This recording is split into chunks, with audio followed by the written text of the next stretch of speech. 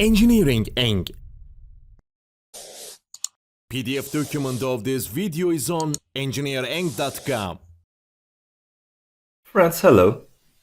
In this video, I will tell you about graphic drawings.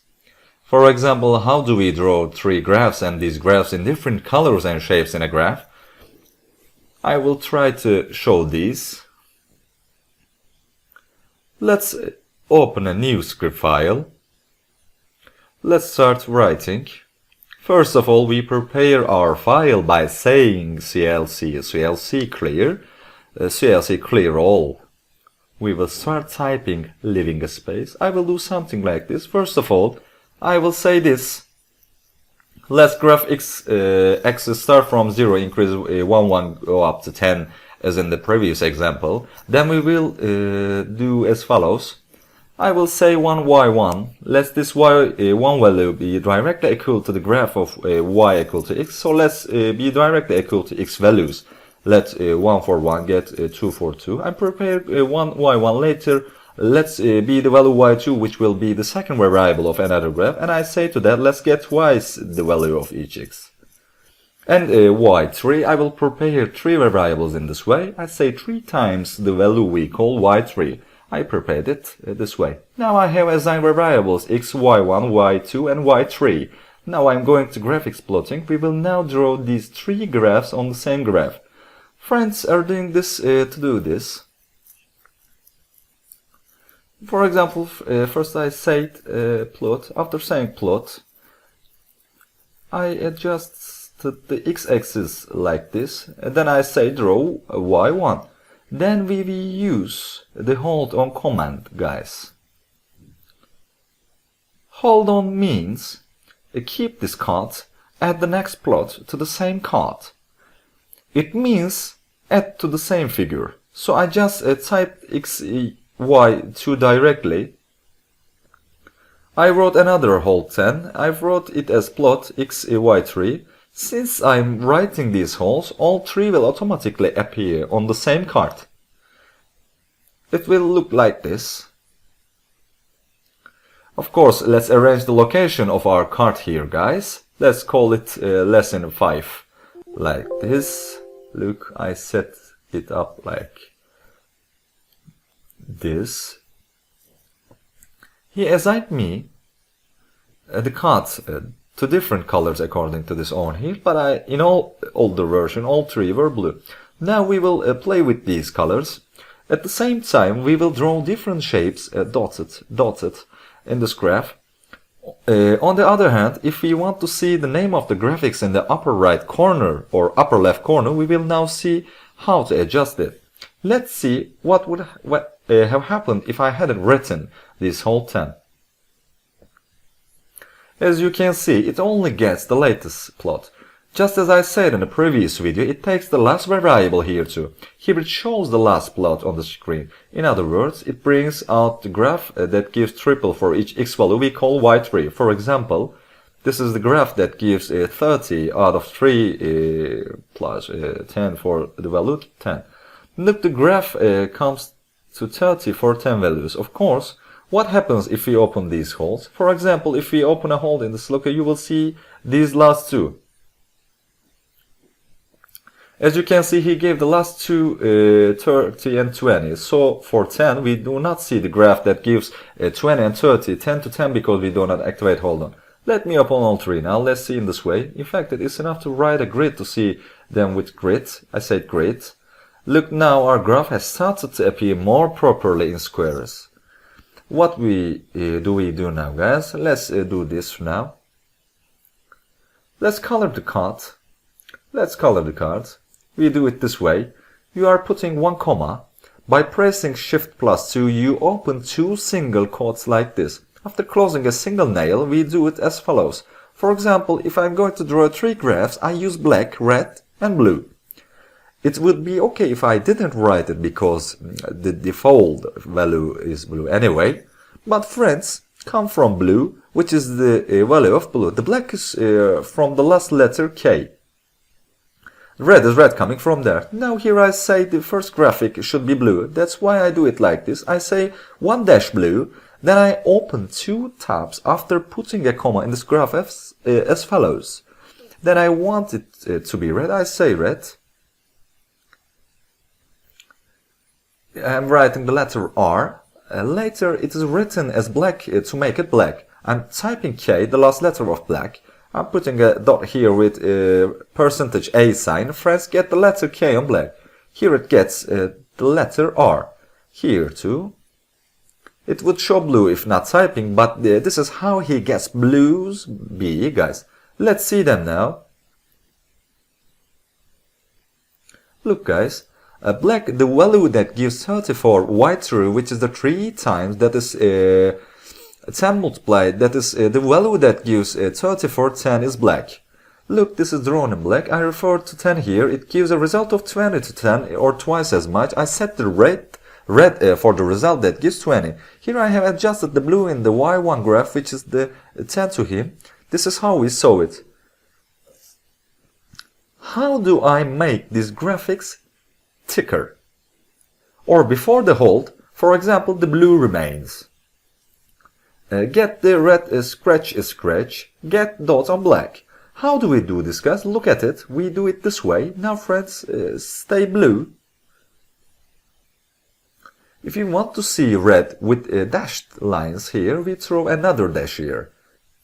For example, if we want to see this black 1 point by point, we put 2 points as follows. Let's take a look at how it runs out. Here is when we look. This is this dot in a straight way, and this point looks like this. So what does this mean in academic community? Why is this important? Generally, when an article is printed in black and white, it is important to distinguish the graph. It is important in order to distinguish the graphic when it is black and white. That is, this is black, not blue, when this is black and not red, when all three are black. And of course, this top part. We can give the names of the graphs here with the legend function that I will use soon. How to use this legend function? Let's see it. You can use the legend function directly as follows. Legend means naming the card. You write a legend like this. In this command, I opened and closed a single quote here again. Since we automatically have 3 graphs here, you are preparing 3 like this. It names automatically by taking it from the top plot. Let the name of my top graph be graph Y1. I say the Y1 graph. I call the second top Y2 graph. I name the third one in it as Y3 graph. Let's draw these graphs. Notice this name now comes to our card. As you can see, it comes this way, guys. Let's enlarge this figure a little, like this. Here you can see, we name it like this. Sometimes you may need to use commands like this. I'm throwing when you want to use something like p divided by 2, lambda, etc. You can find all of them in the help section. What could be their abbreviations? For example, what do I mean? Something like this. For example, you wanted to write y1 lambda next to y1. You can show it as follows. When you press the question mark with the alt key, we put our left italic slash. Then there are special Latin names, for example, like lambda. Let's take a look at the graph when I wrote lambda. You see the lambda sign, which is its symbol, not the word lambda. I'm throwing, let this be an epsilon, not lambda. Epsilon sign comes. You can see many shortcuts like this, either from MATLAB's own site or from the help section here. Look, here is the epsilon.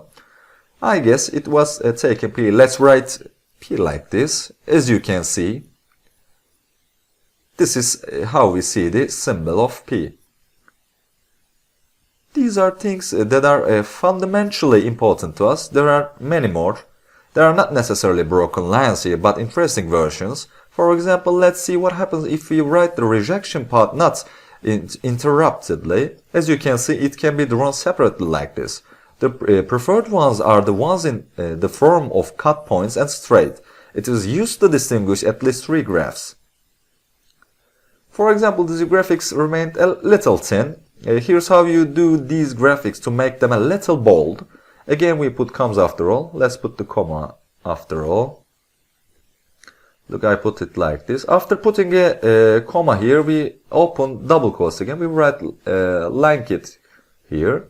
This is the value we use to play with the size of the Lankit card. After that, the numerical value we enter, for example, increase the previous size by 2 times, increase 3 times, whatever number we enter. I usually use the value 2. Let's do the same here again. Let's see the difference before we do. The blue here will be thicker than the others. Of course, we forgot to put commas. Here, after the comma, we put it as follows. We got an error. You heard the sound. We got one more error. Let's see what this is for. Most likely we get from this. I opened this here unnecessary. Let's see this now. Look, as you can see, the blue one is twice as thick as the others. Now let's quickly apply these two codes to the others. We can copy and paste as follows. For example, I took this as it is. I choose it with Shift. I set CTRL plus C. I pasted it. Since I don't get the comma, I have to put a comma here. Likewise, we separate this with comma. Let's see them all in bold. See, you see, our card is beautiful. You can grab this and play over there. And if you want to copy this figure, etc., you are using the edit copy figure command here. If you want to get a Word document, etc., or you can do it by getting a print screen. As you can see here, we got a smoother like this. Of course, I put P here. You can delete it. I just put it here to show we drew it this way. There is also the command subplot, for example. In fact, let's do it like this before the subplot command. If you want, let's show this third graph in a separate figure before the subplot command. For example, we do it like this. If those two remain in the form of a hold on, they are in the first figure. If I want to show the last command in a new figure right here, now the following legend command can be a problem here because he takes the plots in order. Let's activate this one. For example, what does this mean? Take the first two commands, then take a new figure. It means print XY3 in the new figure window. Now let's see if we taught it right. As you can see, it was divided into two figures in this way.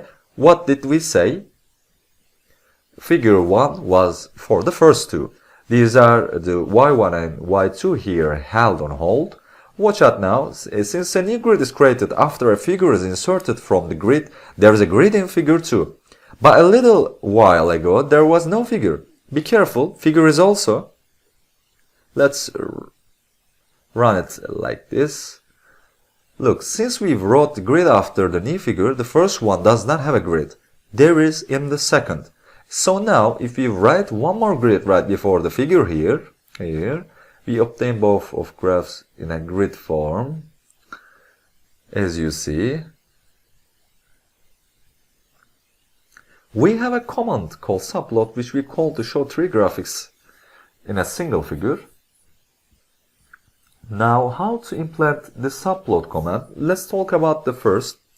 We will apply our subplot command as follows. Look, we will do it like this. Now we have three graphs.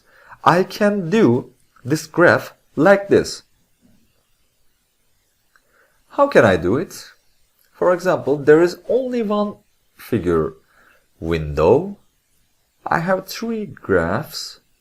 How do these three graphs fit? For example, let's create an array of 2 multiplied 2. Now let's say this is a single figure. Subplot is actually like preparing 2 multiplied 2 place in a single figure file. For example, it doesn't have to 2 multiplied 2 like this. For example, when I say subplot, it takes 3 variables into it. I say 2, 2, 1. Now these two parts I called correspond to this 2 multiplies 2. So whatever numbers I write down here, it means create a matrix part according to that. For example, 2, 2 for this command means divide this figure into 2 rows and 2 columns. 2 rows mean divide it into 2 columns. From this, he goes from right to left and ranks the numbers according to his own hand. This first means that it represents this. If I write 2 here, it represents this here. If I write 3, it represents this place. If I write 4, it represents this place. Now you don't necessarily have to say 2 multiplies 2. For example, you can do this here, like subplot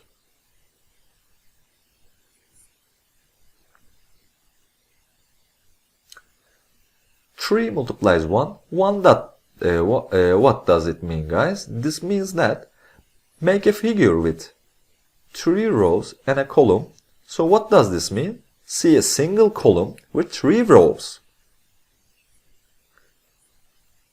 It means draw to the first one, that is that part which has a single column with 3 rows. You continue by typing our normal plot command just below it, guys. That's all it takes. It would say 1 multiply 3 here. Subplot was, it would say 1.3 here. Subplot was 131 ticks. Let's show him right away. Let's show the event comes alive in your mind. See one row. The first of 1, 2, 3 columns with these columns, draw here. We continue with the plot command just below. Let's try to show you this now.